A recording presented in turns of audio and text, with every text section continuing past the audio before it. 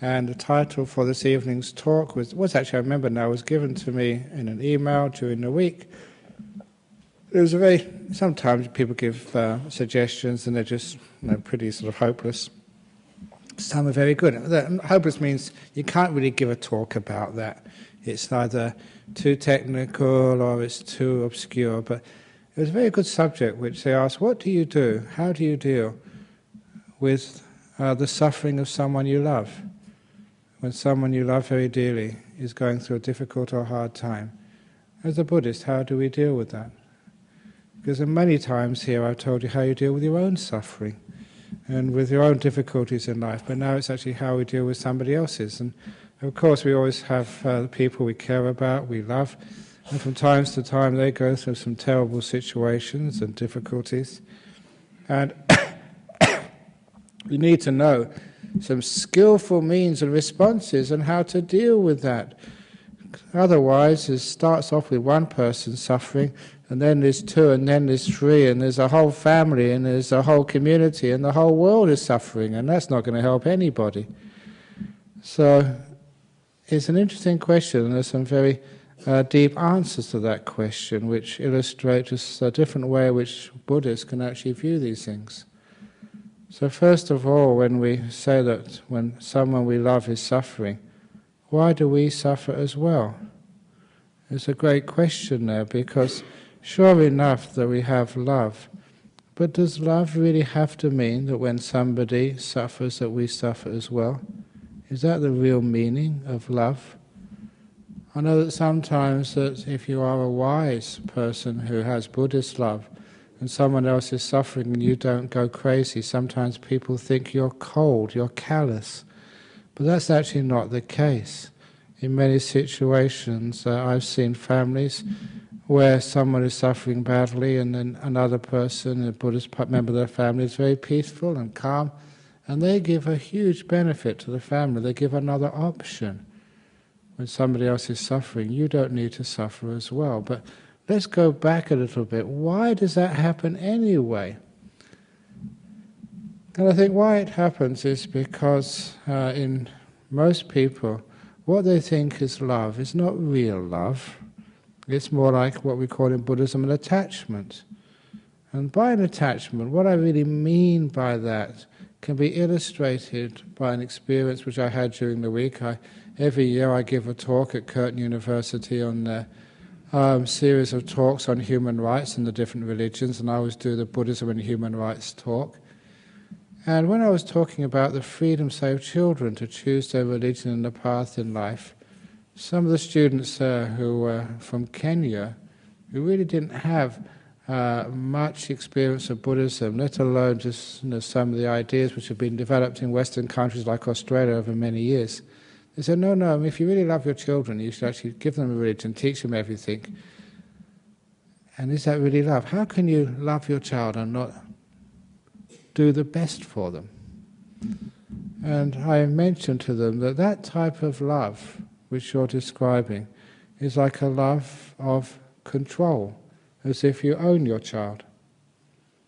And that's something which is very clear in Buddhism, especially in our monastic system, that we realize we don't own anything. And the idea of that you owning your children can be compared to many years ago when your husband owned you if you were the wife. And how did that feel? Fortunately, we've actually progressed from that state in Australia. You know, husbands don't own you. You're not chattels anymore. Now imagine what your children must feel if you think you own them.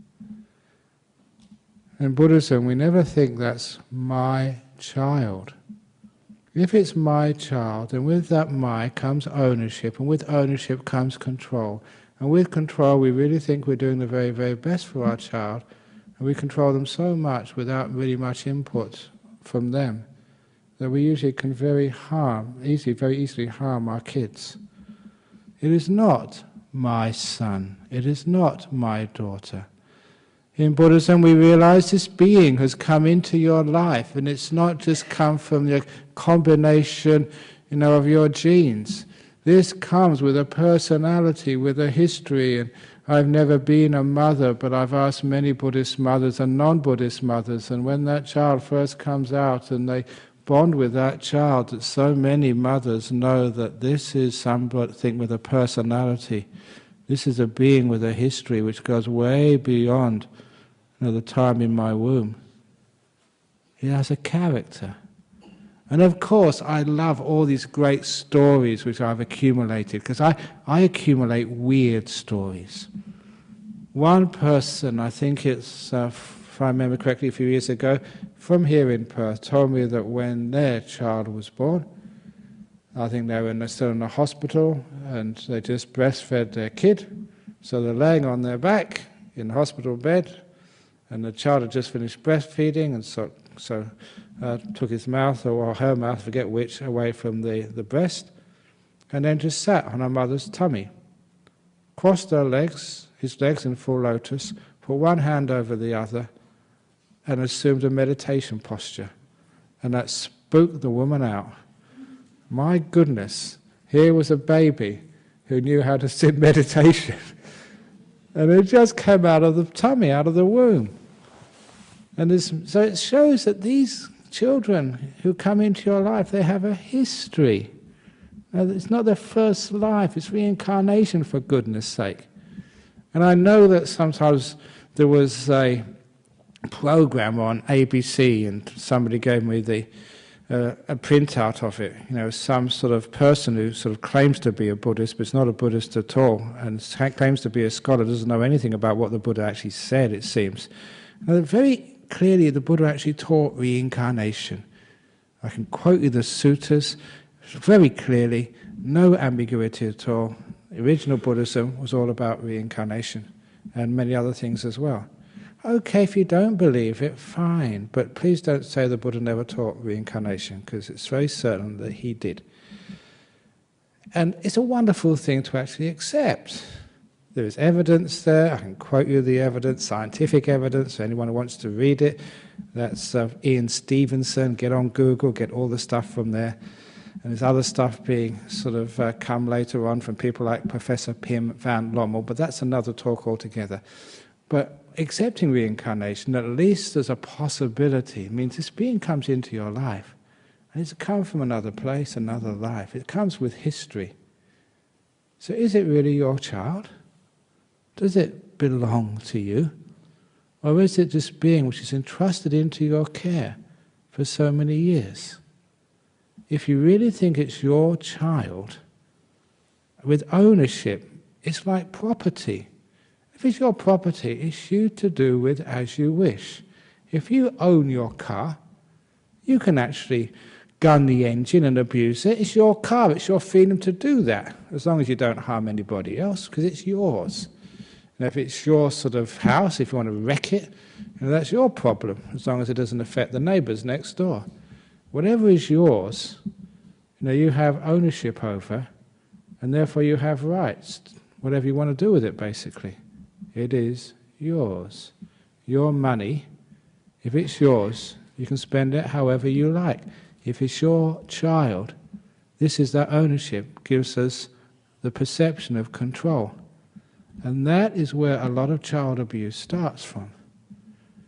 Instead of actually looking upon it as ours to control, to mould, if we look upon it as something which is put into our care, which comes from a history, we've got to care for it, nurture it, but not control it, then the whole ball game of bringing up a child is very, very different.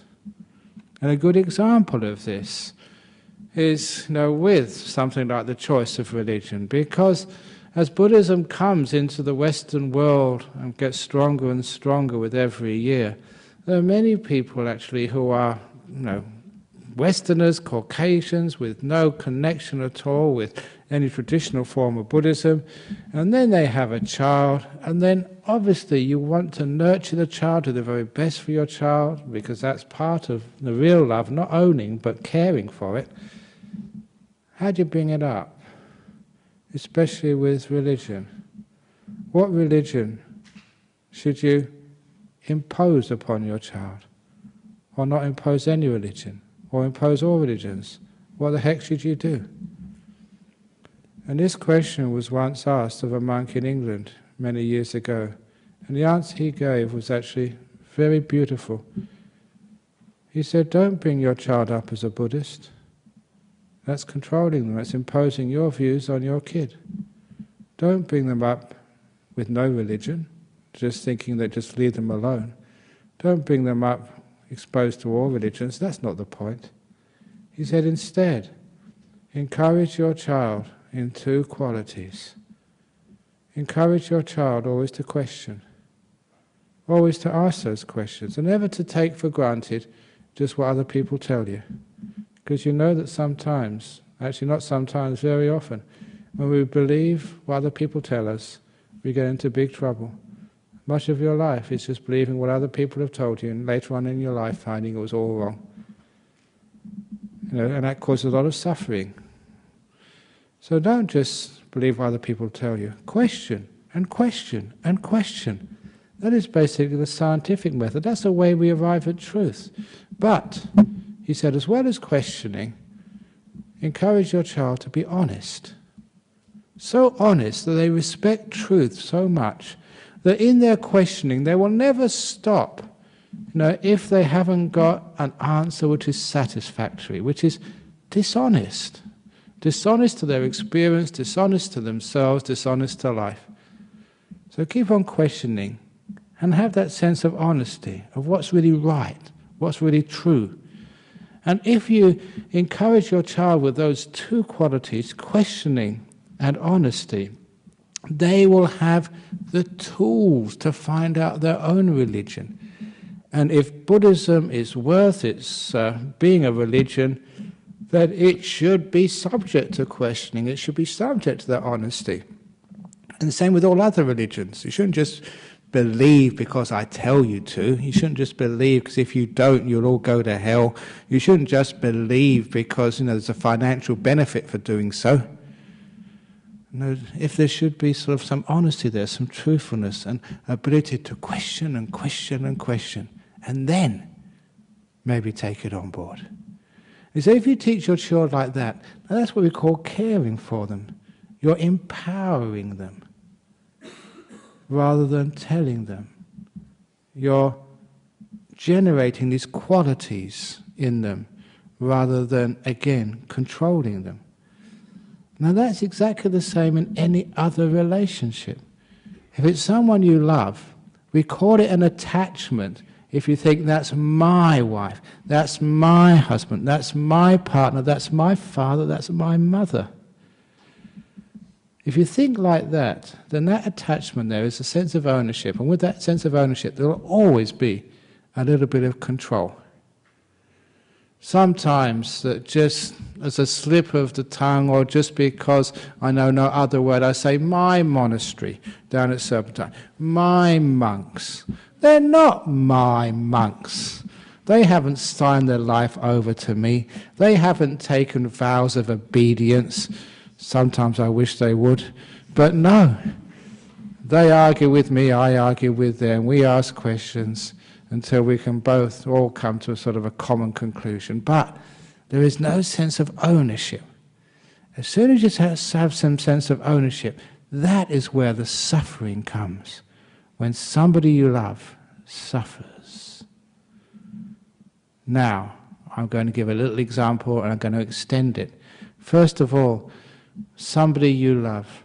There was one man who used to come here. He didn't have a partner, he didn't have a family, but he had one thing he really, really loved, and that was his motorbike, a Harley Davidson. That was the one thing in his life he loved and cherished. And he wrote to me one day that he was over in Sydney. He was doing some shopping in a shopping mall. He parked his Harley in a multi-story car park, and when he finished his shopping and he went back, someone had stolen it. The only thing in his life which he loved and cared for, his Harley, had gone. Now he had come here many times. He had learned all these teachings. He knew about attachment. What love really means is you can love something, but when it goes, when it dies, when it gets stolen, you can let it go. And that is what real love is. Love is when you can care and enjoy your Harley, and when it crashes or it gets stolen, you can let it go. And he wrote back to me because he said he did it. He looked at that empty space where he parked his Harley, realized it was stolen, and it was okay. He could let it go. He never suffered because his Harley had been taken away. And he was so proud of himself. I'm a real Buddhist. I don't get upset when I lose the most expensive and valuable, the only thing I love in the world. I've let it go. And he was so proud of himself, but then he laughed at himself, because then he realized that he was in the wrong bay in the car park. He was actually in the wrong level. He went down to the real level, and there was his Harley Davidson still parked there. So he said, I won both ways that way. You know, I had my test and I passed the test, but I also had my Harley afterwards. Now, what a wonderful story that is. What about you? Could you do that? Or would you suffer when someone you love dies? Now, a real Buddhist, someone who understands love, would realize that when someone you've been with for a long, long time is about to pass on to a new life, why get upset at them? Why do you suffer? You will find that if you have real grief and suffering when somebody dies, it means because there's a sense of ownership on there. It's my wife, it's my husband, it's my son. Because would you die? Would you suffer when somebody else's husband dies? Not to the same extent. When somebody else's child? Not to the same extent. When it's my child, that's when the suffering is really very strong. It all comes from this sense of my and ownership. When we learn how to love properly, we care for each other without this sense of owning. Which means that when you have a relationship with your child, with your parents, with your partner, or even with yourself, it becomes a very beautiful, freeing relationship. Now I mention this because many of you have your partners in life, and many of you have gone through relationships already where you have felt that you are owned and controlled, and of course that relationship just is terrible to be in, and eventually just fades away. And you have other relationships where you meet someone and there's not a sense that this guy or this girl is actually owning me or controlling me. It gives me freedom, it gives me trust. And that type of relationship is what we recognize as real love. A love which will free us. The same with, say, me becoming a monk. My father was dead, my mother was very much alive. When I asked her, can I become a monk? She said, I haven't got a clue what you're doing, but if that's what you want to do it. It was a beautiful sense of a parent loving their child. It was not controlling them, but understanding that they were caring for them, they respected their child's choice. Simply they opened the door of their heart and said, child, wherever you want to go, whatever you want to do, the door of my heart's always open to you. Go on, try it. Because if we don't do that, I gave the simile many times, it's like putting your child, putting your partner, putting your parents in a cage, telling them what to do, not giving them any freedom.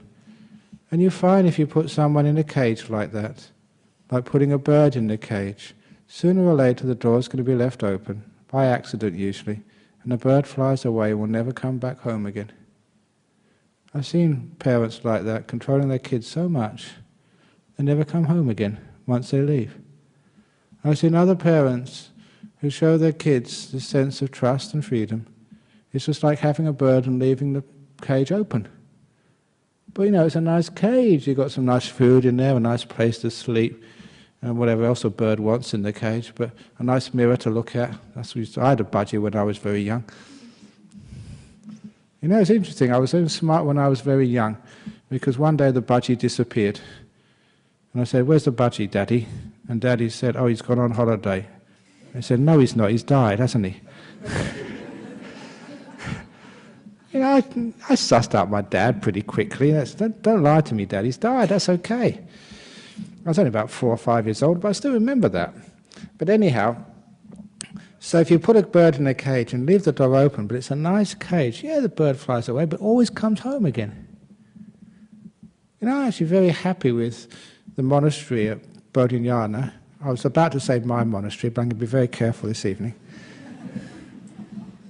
We've had many monks there, and some monks make it, they become monks and they stay as monks many years and they go overseas. Some monks, they come here and they stay for a few years and they disrobe and they get married, but they still keep coming, hanging around our monastery. I'm actually very happy about that, because if a person became a monk and as soon as they left they said, I'm never going to come back here again, what a terrible place, and I never saw them again, I'd be very worried about the whole ethos of Bodhinyana Monastery down at Serpentine. But they don't do that, they keep coming back. Even Simon was here this evening, he's probably still here, out the back there somewhere. And all the other monks who are monks, they keep coming and hanging around and helping around. So I'm very pleased about that. We've set them free. Yeah, you can disrobe if you want to, but they keep coming back again. And that's brilliant. It means that there's a sense of you've given them freedom, you've given them trust, you've given them love, and it's okay. Same would be wonderful if once you get divorced from a partner. It wouldn't be that you were afraid to see them again. You saw them in a shopping mall, you had to sort of duck into sort of the toilets or something so you wouldn't see them. Here comes my ex, oh my God. No, there's a sense of sort of freedom there and friendship and being at ease. Now, real love is like that. It always has a sense of trust as well.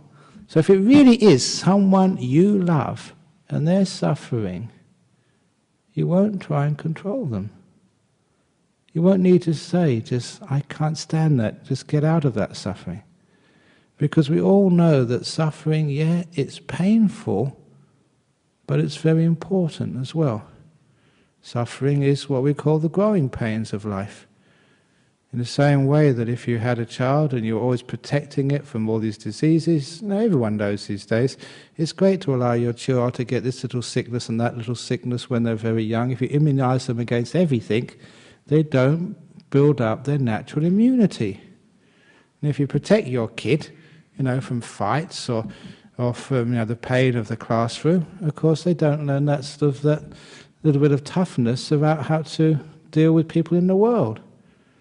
And if you're too protective and don't allow your kid to suffer a little bit, they're missing out on the important teachings of life.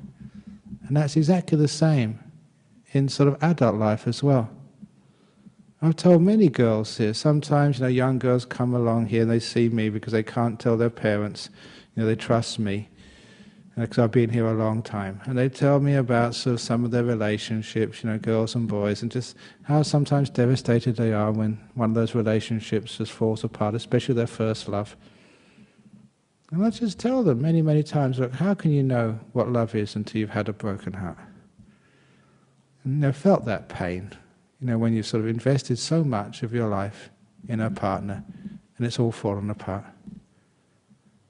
Now, with that sort of pain, that suffering, now you're beginning to learn something about what love truly is. So, the broken hearts, the pain, the disappointments, that's almost like a rite of passage. The suffering in life is a rite of passage into wisdom and into compassion.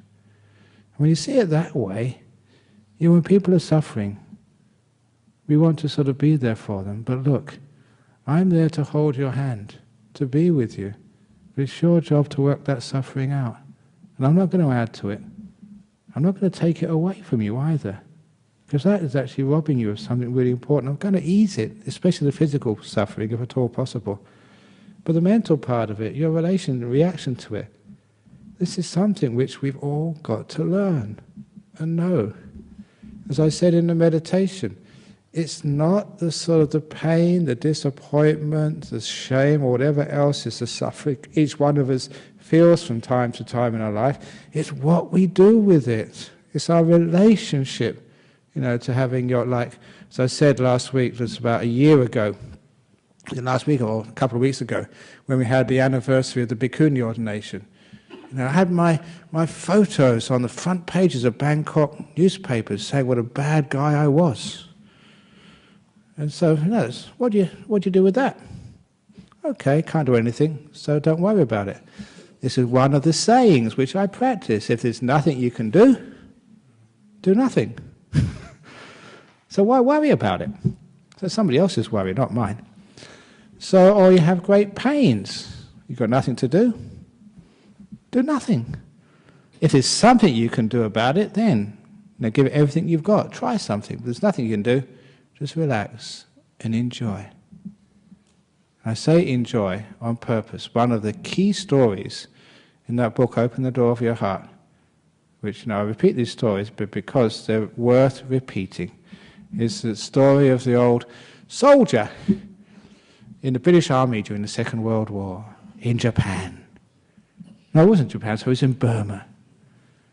And he was just an ordinary guy, had to join the army, and was actually at war, firing real bullets and having real bullets fired at him. And he was on patrol in the jungles of Burma one day with about 4 or 5 other British soldiers. They had a scout, and the scout came back with bad news, really bad news. They had stumbled into a whole, almost regiment of Japanese soldiers. They were completely surrounded, totally outnumbered, thousands of miles from his home, at war. What would you do? I'm going to die.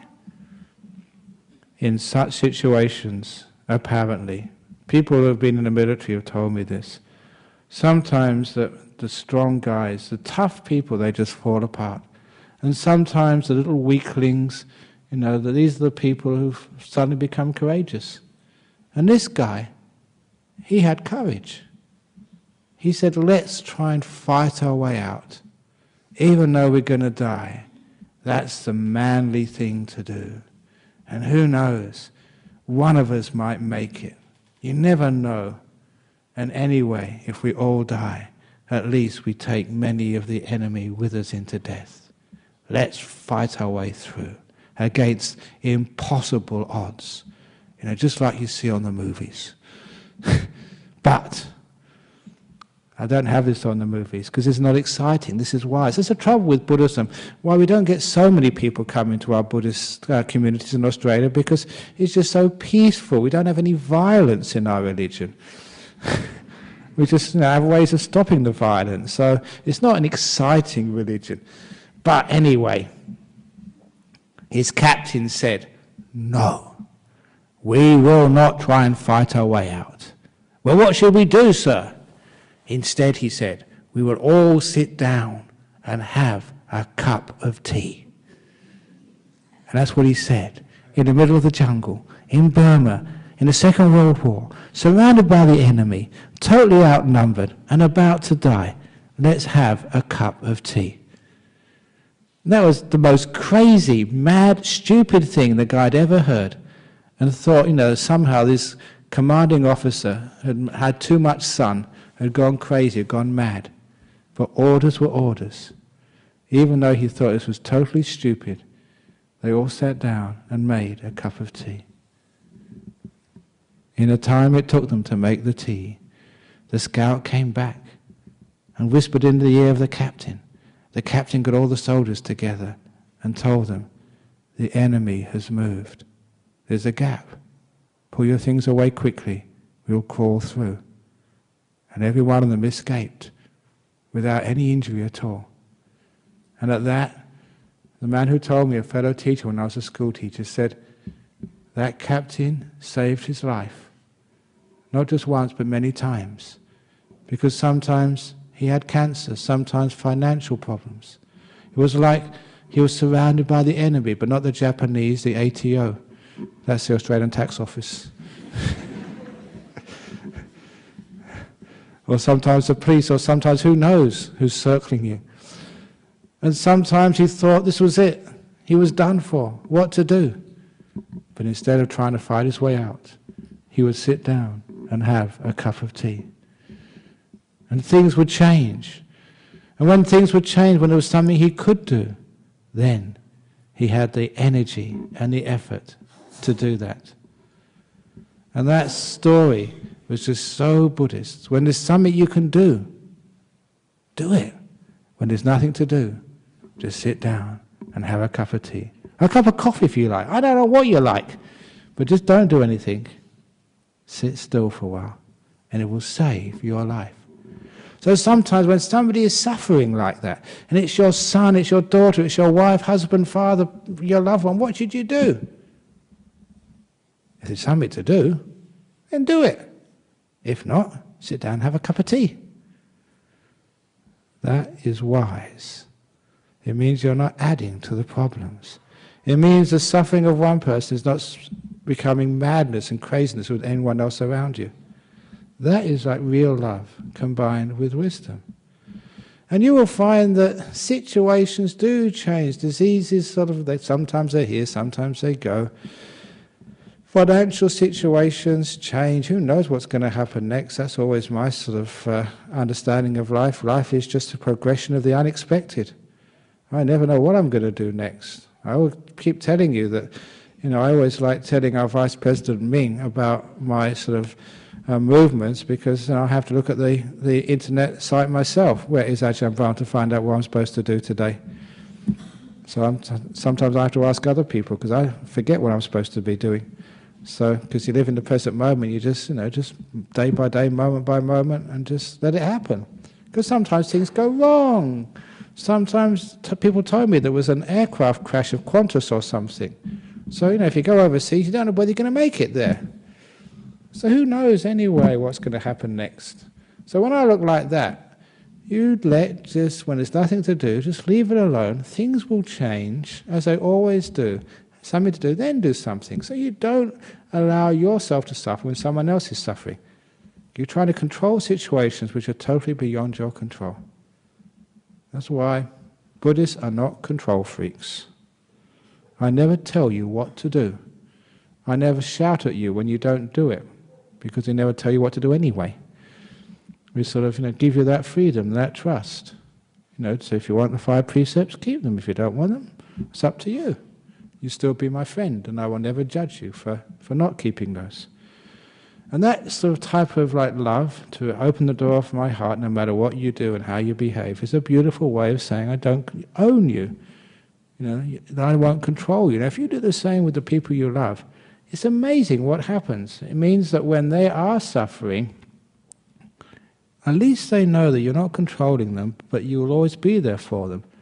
Which means that they feel this beautiful sense of freedom and acceptance. If they make a mess, if they succeed, you'll love them both ways. So the idea like fear, they have to get it right. The idea of them being ashamed when they're suffering disappears. I know that many, many times people are ashamed when they suffer, as if they've done something wrong and they deserve to suffer. If you get sick, oh my goodness, I wasn't looking after my health.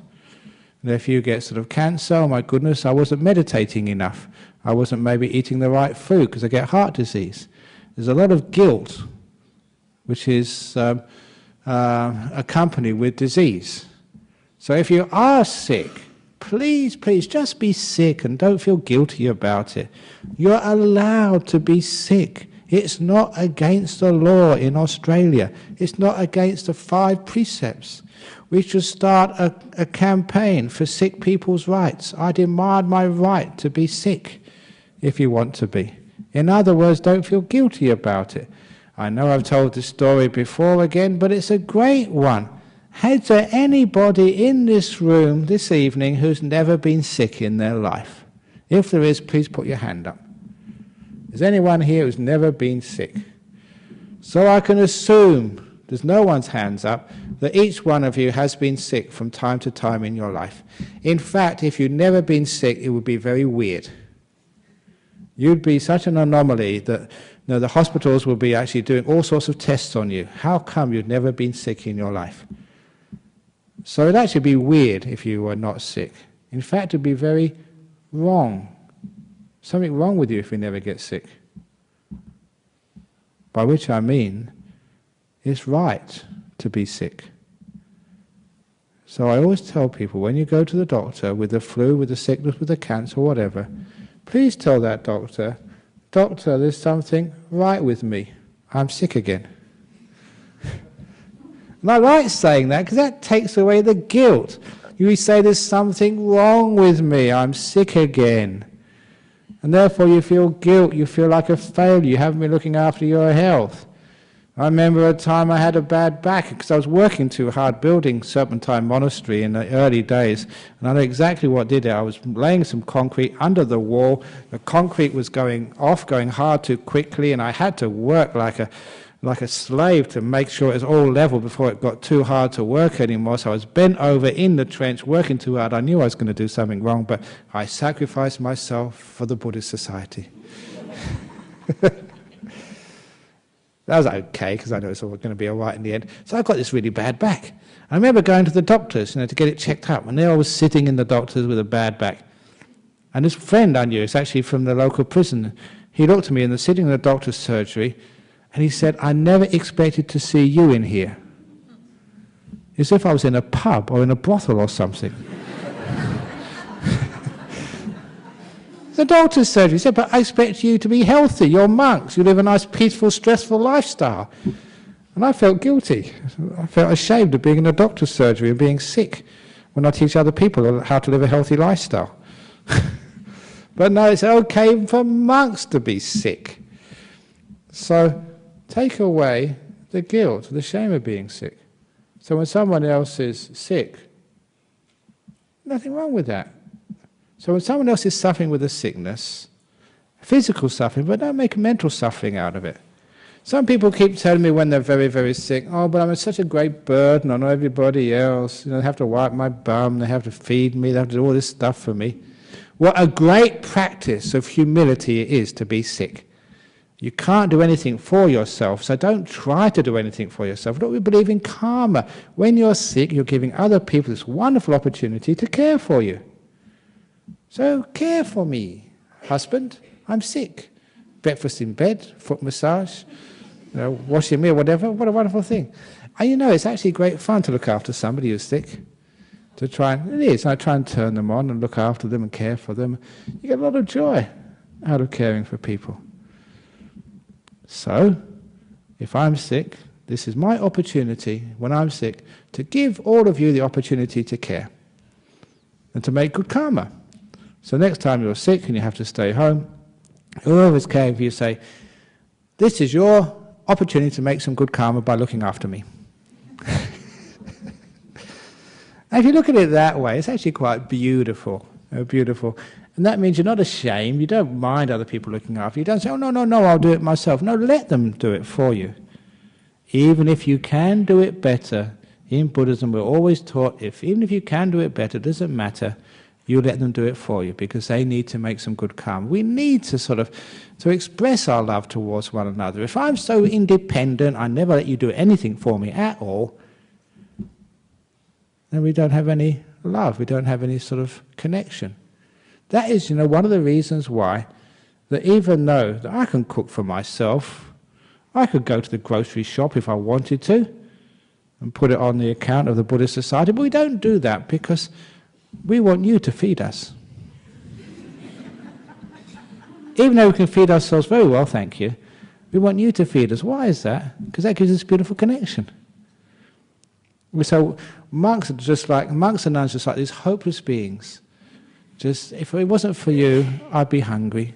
So just feed me. Clothe me, give me robes, give me slippers, give me toothpaste. It's such a nice thing to do, isn't it? So it's wonderful we do things like that. Because what that means, even if you don't need them, look, Lakshmi's over there. I've named you now, Lakshmi. She was a lady many, many years ago. She was sitting over there. And just before the Friday night talk, she gave me a pair of socks. I never wear socks. Very, very, very, very, very rarely. But she gave me some socks. She knitted them herself. So I put them on for the Friday night talk. And during the Friday night talk, it's just, I'm getting old, you have to move every now and again. And I was moving and I just put a foot out with the sock on. And I remember you said, "He's wearing my socks, he's wearing my socks." You do that. Why do you do that? Because someone's been kind to you. Even if I don't need the socks, I'm going to wear them just because I make somebody happy. And I get happy seeing somebody else is happy. And I tell the story and everyone gets happy. So if someone is really sick, wonderful, they can look after you. So when someone else is suffering, See if you can make some fun out of it, some joy out of it. It's a wonderful opportunity to care for one another, to serve for one another. But obviously, for that sort of serving together, you need someone to be sick, first of all, someone to be suffering. So when that person is suffering, you look upon it as giving this great opportunity for other people to care and help for you. Yeah, it's humbling, yeah, it's humiliating, yeah, you like to do things yourself, but it's a wonderful. People who are your friends really come out and they look after you. That's one of the most beautiful things about sickness and suffering in life. You lose your money, other people come out and help you. It's a beautiful thing to see that. A community helping one another. You know that sometimes that people used to say that, I was born in London, and people used to say they have these old blocks of apartments were hotbeds of crime. There were sink estates, I think they call them these days. And it wasn't really a sink estate, but close. It was a block of apartments which was sponsored by the government, so it was very low rent, and that's where I grew up. And I remember going visiting my mother there once, staying a few days. And one afternoon evening, I was going to give a talk at the local Sri Lankan temple, and it was about an hour's walk away, and I needed the exercise, so I decided to walk to the temple to give the talk. And as I went from my mother's apartment on the 14th floor in the lift, when it got to the ground floor, and the lift doors opened, in front of me was an elderly woman covered in blood. Poor lady, I didn't know what had happened to her. She said she'd fallen down the concrete stairs. So forget the talk. So come up, we'll just look after you. So I brought her into the lift, looked after her, and brought her into my mother's apartment. My mother's no good with blood. She just said, well, you look after it. So we got a sponge out, and she called the ambulance. And it takes a while for an ambulance to come. We're just cleaning her up and just looking after her, just giving her a bit of kindness and reassuring her. But what was really nice was, left the door of my mother's apartment open. There was like a trail of blood going into my mother's apartment. And all these people started coming in. Are you okay? Everything okay? And there was some suffering there, but all these people in this apartment block all came into my mother's house to give a hand. This poor old lady had left something on in the oven, cooking for the dinner's meal. They got the key and turned the gas off. They rang her sister up, her daughter up or something, who was a nurse, and they arranged everything, and the ambulance came, took her. She had a broken leg, but she managed to stand up. I don't know how she managed to do that. Cleaned her up. She was just a bit shaken, that's all. But what I really liked was when there was suffering, how much it brought that community together. Because there is always that golden lining in suffering. So if someone you loved is suffering, it's not just bad, bad, bad. That suffering has a beautiful sense of giving us an opportunity to care, giving us an opportunity to show how much we look after one another, serve one another, and are kind to one another. And so there's always something beautiful in suffering when people come along and help out. So if someone is suffering in your family, someone you do love, it's also an opportunity there to show these beautiful parts of human nature. And of course that suffering does pass. It doesn't last for too long. So if that someone you love is suffering, number one, they're getting a lot of growth out of this. It's tough for them, but we have to go through these things where we grow our wisdom and compassion. We learn about life. So it is an opportunity, and it's also an opportunity for everyone else around to show how much they care and what a beautiful sense of community and love this truly is. So this is actually not controlling this and saying, get out of the suffering as quickly as you can. It is a sense of understanding, accepting it's part of life, opening the door of your heart to the existence of suffering, seeing a beautiful part which happens always when there is suffering, and also a wonderful way where we can all grow and show some of the most beautiful parts of human life when there is some suffering in our community. So when someone is suffering in your community, it doesn't have to create even more bad mental states with everybody around. I know that sometimes they say, why did it happen to them?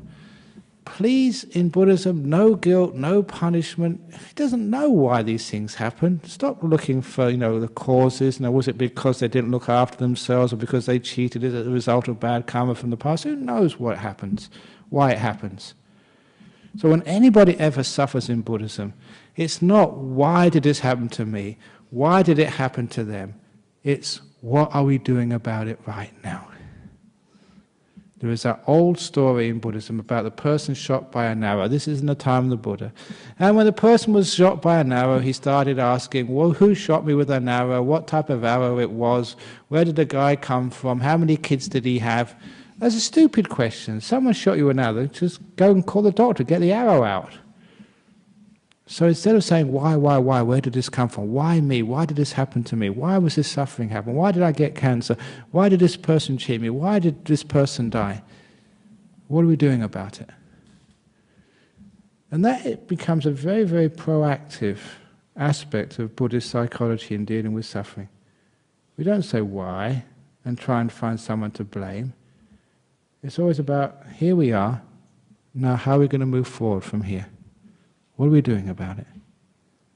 And if you find that you take away this blame, this anger, this trying to find something to blame or some mistake which somebody made or you made, when we stop wasting time doing that, it's amazing just how much opportunity we have to look at this problem and actually deal with it and make something beautiful out of it. Look about this story which I heard last week. There was a guy who went to a marriage counsellor because he was having trouble with his relationship with his wife. And basically the marriage counsellor said, well look, it's husband and wife, you have to do something to attract her. So a few days later, he was found in front of his Massey Ferguson, because he was a farmer, naked, doing a sexy dance. Because he was told to do something sexy to attract her. That's today's joke. Come on.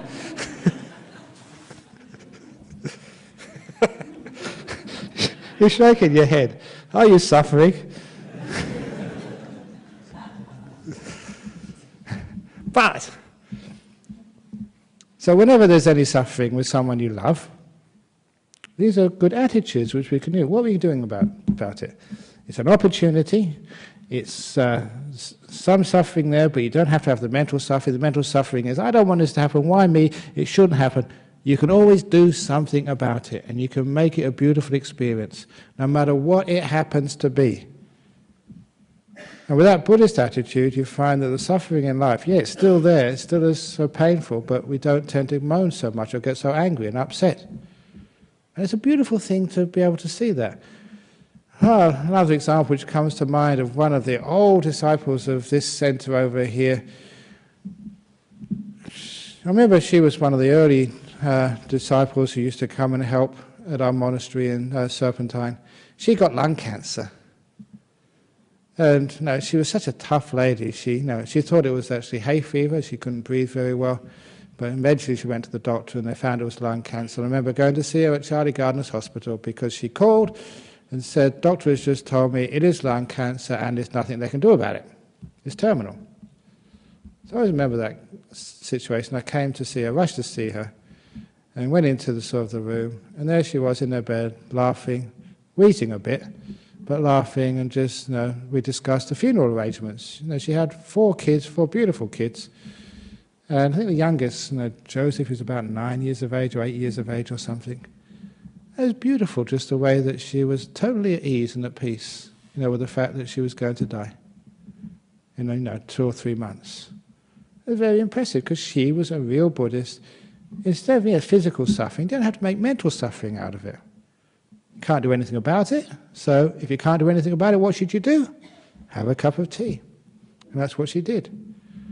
But what was really interesting, after we made all the arrangements for the funeral and looking after her kids and everything, then I was walking out of the hospital and this very elderly nurse said, have you just been to see that woman? I said, yes.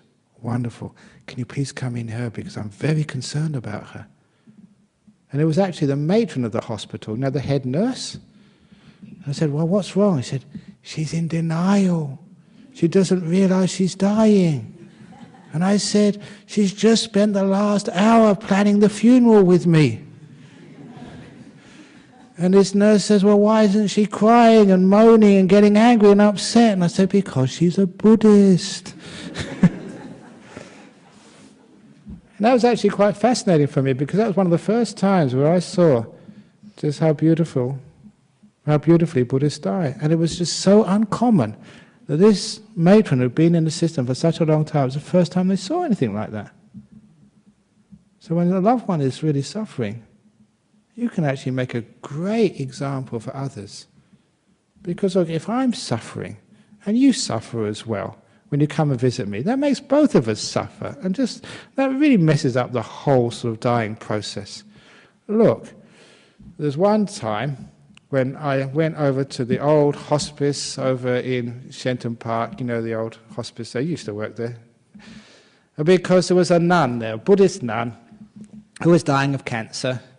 She was a Tibetan nun, I was a sort of Theravada nun, but we don't care about those things, you know. A nun is a nun is a nun to me. Don't care where they come from. So anyway, I went up to see her. She spent some time in our monastery when she had cancer, and so she was at the end of her journey. And so she rang me up down at Serpentine, Ajahn Brahm, can you come and see me, because I think I'm dying, I'm going to go soon. I know how busy I am. You know, I've got to go to all these things and chanting and blessings and all this sort of stuff. And she says, oh, of course. So I dropped everything and just got in the car from Serpentine and just went all the way to Shenton Park for the hospice there. But, the rules are the rules. You had to check in first of all. You can't just barge into a dying person's room, because who knows what procedures are going on in there. So I checked in with the nurse. I've come to see sort of this nun called so-and-so. And the nurse looked in the book and said, I'm sorry, but she's given explicit instructions that she doesn't want any visitors. I said, but she just called me about an hour ago and asked me to come. Look, we must respect the patient's wishes. But look, I've come all the way from Serpentine an hour just for her. And that nurse got very angry at me. She said, come over here. So I followed her, and she went to this patient's room. And on the room was a big piece of paper saying, absolutely no visitors, it said. And the nurse said, see? I had a look. But actually, underneath in small print were the words, except Ajahn Brahm. And I looked at that nurse and said, see? I enjoyed that. It's her karma. She's getting angry, doesn't trust a monk. So, of course, I went in there. But, of course, the first thing I said is, why did you actually write that on your door? Why did you give an exception to me? No visitors except for Ajahn Brahm. And she said, look, I'm dying. I'm suffering. And you're the only person who comes in here and who doesn't suffer seeing me like this. Instead, you smile, you tell me jokes, and we talk about death. Everyone else who comes in here, I'm suffering. And they get emotional, they start crying. And just imagine how that makes me feel. I've got my own suffering to bear with. And now you guys, other guys except for you, come in here and you make me suffer worse. And I thought that was a wonderful thing she said to me. And I say that to you as well. Imagine someone suffering or dying. And you get emotional too. You're not taking away their suffering. You're not helping them at all. You're adding to the pain. What a wonderful thing it is when someone is suffering. You can be at peace and bring them more peace. You can lessen their suffering that way.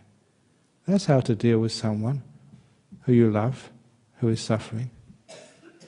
Tell them a joke. Tell them about the person doing a sexy dance in front of a tractor. Or whatever it is, so that you can lessen their suffering. So this is actually how we can deal with a loved one who is suffering. We don't need to suffer with them. That's not empathy. That's controlling. That's reacting in an unhelpful way. First of all, we have to allow each other to suffer. Opening the door of your heart to the other person, no matter what they're doing. It's a tough one, but we have to do that. And when they are suffering, we We understand it's a beautiful opportunity to help, to serve, to look after. And also to realize that it does pass. If there's something to do, do something. If there's nothing to do nothing. Things change. Wait for the opportunities to do something beautiful and useful. But even just being there. But when they're crying, don't go crying back. When they're screaming, don't scream back. When they're hurting, give them peace. That's real love. Attachment, control is when I can't do anything. I must do something, and you get frantic. So often in life there's nothing one can do except to be peaceful, to smile, to love. That's always something you can do. And if you can do that, you know how to deal with a loved one who is suffering. And that's the talk for tonight.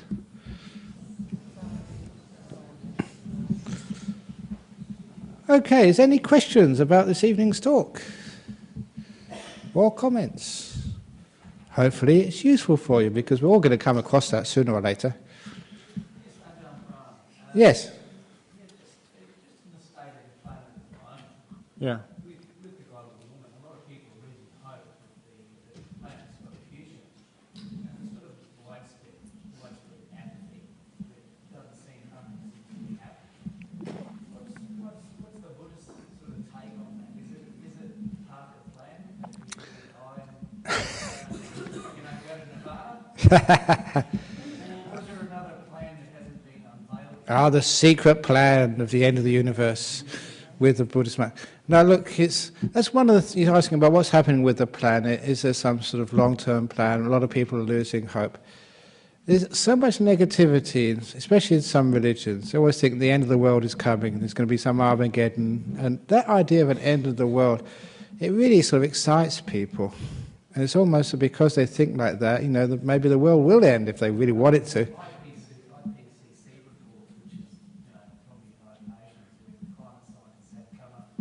I can't, yeah. Yes, yeah, indeed. It is not, no, but yeah, that type of end of the world, again, sometimes what it does, it draws that negativity of our sort of communities. It does, yeah. So instead with Buddhism, one of the reasons I love it is because it always has hope. There's always something we can do with what we've got. And it's that sort of, that ingenuity. It doesn't mean like we're being heedless. It means we're being very active instead of sort of just waiting for things to sort of fall apart. That's not the law of karma. Just it's my karma, it's the karma of the world to end. No, no, no. We make karma every moment. And there's no sort of, almost hardly any limitations of what we can achieve and what we can do. So humanity has had its back against the wall many times. And if we really work together, we can pull through. And who knows that sometimes some of the disasters which happen in the world, they are wake-up calls. And they do create a greater sense of harmony and working together in our communities. Whenever there's any war, it's a one time when the political parties all join together and they do have a unity government. Not when there's sort of a tied parliament, but when there's a common enemy, a tragedy coming. That's when we do find some unity at last. It's a shame we have to wait till then to be able to work together. And I have this great sense of hope for our humanity. We're always learning, we're always growing, and yes, some bad things happening, for some beautiful things happening as well. It's been religion. So many religious people, leaders are coming together and talking to each other and getting some peace and harmony between our religions instead of fighting. You get like Europe, where I grew up in. So the boundaries are coming down between these nations which used to go to war for centuries. I still remember reading in history about the 100 Years' War between England and France. 100 years of war. And now there's no way that England and France would go to war anymore, except maybe over a soccer match, if a goal was disallowed. But there is actually a change which you see. And so there's always a good change. I like to focus on that, and not on the negativity, because if you focus on the negativity, people give up hope, they just become selfish. So let's look upon something positive. And if we could only all understand reincarnation, it'd be a wonderful thing. If all of the leaders of the world, whenever they go to the climate conference, they realized that they are going to come back as kids on this earth. That they're not going to escape global warming. Because most of the guys who make all these decisions are in their 70s and 80s, or at least mid-60s. They think they're going to be out of here by the time the events happen. But they realize they're going to have to live in this earth again. We'll take much better care of our planet. Death is no escape from birth. You're going to come back here. Many, many lives you've got to live on this planet. So better look after it. Don't trash your house. You're going to go and have to live in it again tomorrow. I like that idea. So we get that idea more. There's more reason why our elderly leaders can actually be a bit more caring about the environment. And number two, what Buddhism was really good at is one of the biggest problems of our planet, which everybody knows but not enough people talk about. There's too many people on this planet. No matter what else you do, too many people, too many kids. So listen, we need more monks, more nuns, celibacy. So if you want to do something for the planet, ordain.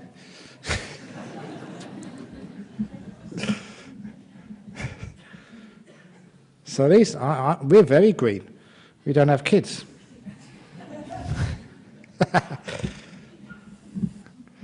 If you're thinking of having a kid, have a dog or a cat or something. They cost much less money and they're far more cuddly and they don't talk back.